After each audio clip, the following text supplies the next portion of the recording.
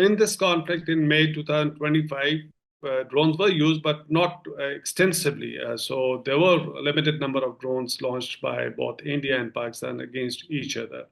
And they were not very, you can say, high quality, or they had limited ranges and limited capacity to carry ammunition.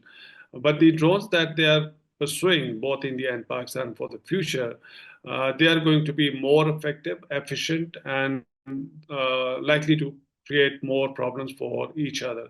So that's where the drone technology is moving over here. But one important factor that probably we also need to consider, that these technologies, since it is commercially available, so some of the non-state actors can also acquire these technologies, and we have seen in various parts of the world where non-state actors can use commercially available drones to create instability. So looking at India and Pakistan, where mostly non-state actors have triggered a crisis between the two countries, there could be one possibility that these non-state actors use these commercially available drones to target each other's military facilities, and that could trigger a military crisis. So that's one danger point in this region.